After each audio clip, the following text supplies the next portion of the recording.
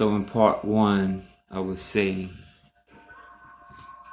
that when Poseidon put a golden cord around Hyperborea, he knew in his blood memory that a catastrophe was coming, because the gods can remember, because there's been so many cycles, so many turns of the wheel in a Manvantara, that through his blood memory he knew that a catastrophe was coming.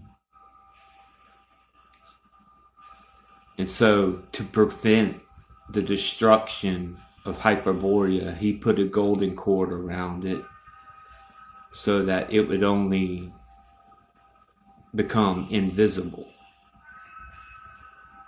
It would go into the inner earth. And then when the catastrophe happened, a comet, that same one, they now call it Halley's Comet, Phaeton, hit the North Pole and destroyed pretty much most of Hyperborea. And this was in synchronicity with the Hyperboreans mixing with the animal men, with the purely terrestrial beings, what we refer to as the racial sin.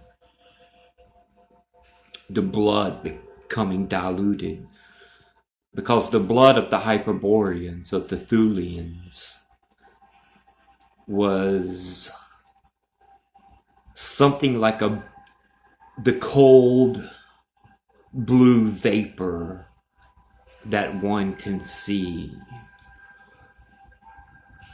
It was a barely seen, it was a blue vapor that if you look at those old heaters and that just that blue at the very bottom of a fire, just that vapor ran through when they were becoming more materialized to engage in the fight on this earth.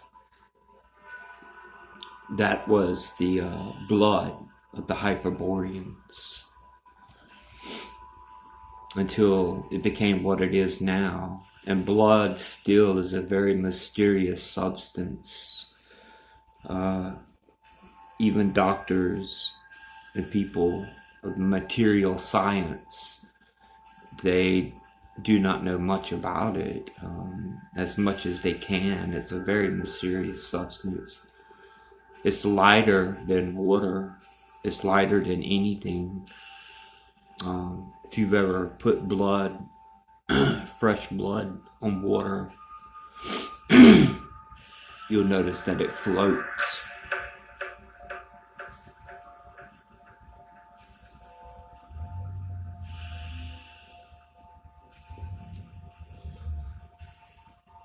So the Hyperboreans, as they started to materialize, their bodies were more or less in runic form, and everything went to the inside. And to give the best description, I'm going to read from Nos, Book of the Resurrection, the chapter called the White Gods.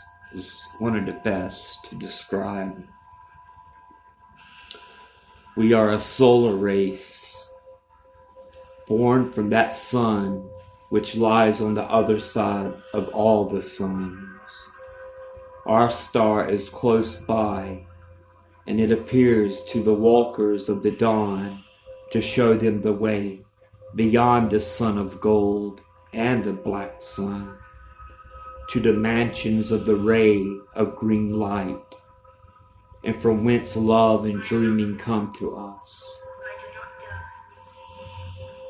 The memory of light shows us that the white gods are the fallen warriors who sought refuge in that star. The story goes that they came down to live at the North Pole on the continent of Hyperborea, which enjoyed a temperate climate during the Golden Age. When that continent disappeared, when the catastrophe in the skies was repeated, the white gods withdrew into the interior earth, although a few of them went to a transoceanic continent to the west, where the sun of the Golden Age had not yet set, because that was where the black sun of the South Pole rose, at the point where Arthos, the Hyperborean bear, became Antarctos, the bearless bear of the southern continent, where Stonehenge, the observatory of the sun, became Tihuanaco, the transmitter of Venus, the star of Lucifer. America Albania was the land of the white gods after the disappearance of the Hyperborea and Ultima Thule. They moved from one pole to another. They carried a sword, a lance, and a cauldron, together with the soma plant. With them they also brought the stone which fell from the broken crown of Lucifer, the king of the white gods, whom others have called Apollo, Abraxas, Shiva, Quetzalcoatl.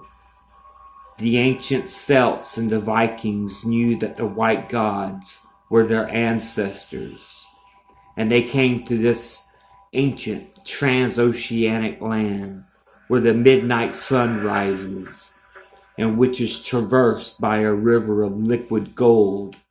They came to search for them, and they built their monoliths and their towers here as signs for those who would follow them. But they did not find the enchanted city, because the black sun of midnight doesn't shed its light outside the earth, but inside it. That is where the white gods, our guides, live.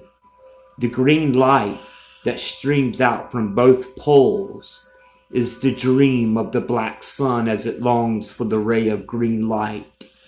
The entrances to the interior earth are to be found at the poles, as well as in the Antarctic oases, and possibly on the top of this mountain. They can be reached by traveling through the deep waters which flow beneath the ices. In this interior earth are the cities of Agartha, Shambhala, and the city of the Caesars, inhabited by the immortal Siddhas. There the Golden Age still exists. The discs of light, covered in oricum, fly out from there. They carried our guide off to a place of safety. It is the invulnerable paradise, which our people have rediscovered, where the science of resurrection and eternal love is guarded. It is the starting point of our journey to our star. So right there we know that everything went to the inside. Hyperborea is within us. It is within us all. All we have to do is go deep, deep within. Shed the illusion of Maya that is all around us.